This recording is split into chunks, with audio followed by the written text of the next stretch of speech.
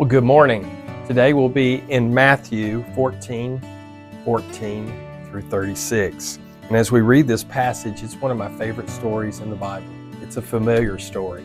The disciples are in a boat, the wind is getting up, and as they look out, they see Jesus walking on the water. Can you imagine that sight? As I thought about this passage, it's sometimes when we're in the midst of a storm, we just need to see Jesus.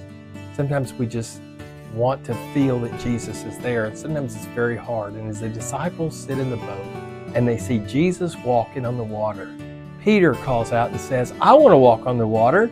Come on, can I walk on the water?" And Jesus says, come on. And then he comes to this verse right here in 29. Jesus says, "Come," he said.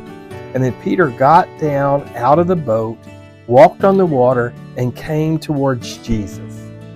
Can you imagine that? Getting to walk on water and walking towards Jesus here in the midst of this buffeted storm. And it says in verse 30, "But when he saw the wind, he was afraid, and beginning to sink, cried out, 'Lord, save me.'" You know, when we're in the storm, we keep our eye on Jesus. We can buffet through a lot of storms. That's easy to say and hard to do in our storms.